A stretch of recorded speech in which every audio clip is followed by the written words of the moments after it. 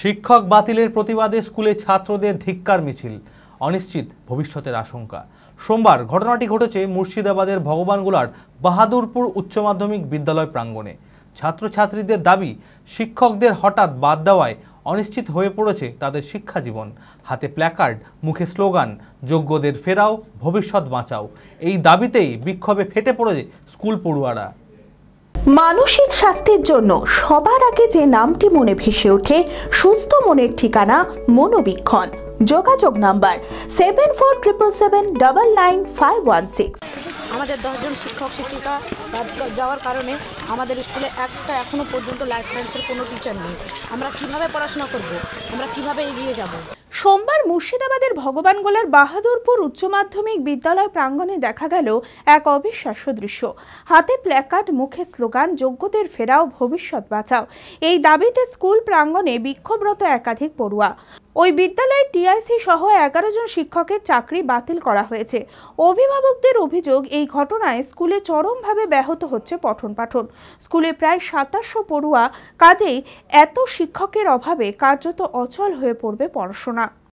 আমাদের দাবি এটাই যে 2016 সালের যে পরীক্ষার ক্যান্ডিডেট ছিল তারা অনেকেই যোগ্য অযোগ্য অনেকেই ছিল। তার মধ্যে যারা যোগ্য অযোগ্যদের জন্য যোগ্যরা অনেকেই বাতিল হয়েছে। এটাই আমরা চাই যে যোগ্যদের আবার ফিরিয়ে দেওয়া হোক। অনেক স্কুলের টিচার পরীক্ষা দিয়েছে, তার মধ্যে আমাদের স্কুলের 11 জন 10 জন শিক্ষক ছিলেন এবং একজন অশিক্ষক কর্মী ছিলেন।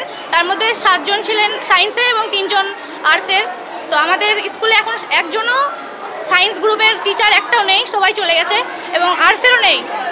অনেক অসুবিধা হচ্ছে, সামনে আমাদের মাধ্যমিক আছে। আমাদের একটাই দাবি যে আমাদের স্কুলের যারা শিক্ষিত ভালো শিক্ষক শিক্ষিকা তাদেরকে ফিরিয়ে দিতে।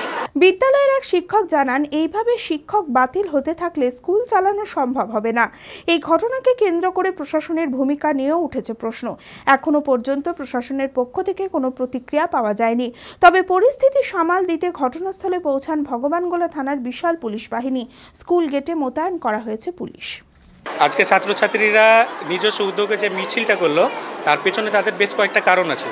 প্রথম কারণটা হচ্ছে যে 2016 সালের এসএসসি প্যানেল সংক্রান্ত যে বিষয়টা রয়েছে, তার ফলে ওয়েস্ট বেঙ্গলে অসংখ্য যোগ্য শিক্ষক তাদের চাকরি হারিয়েছেন।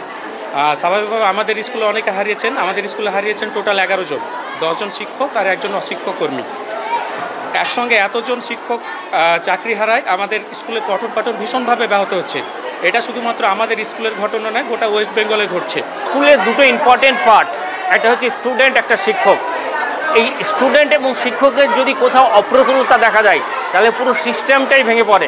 তো এই মুহূর্তে আমরা বাহাদুরপুর হাই স্কুল খুব গভীরভাবে আমরা যেটা অনুভব করছি, যে আমাদের শিক্ষকের অপ্রতুলতা, সেই অপ্রতুলতার জন্যই আমরা আমাদের পুরো ক্লাসটাকে চালাতে পারছি না সঠিকভাবে।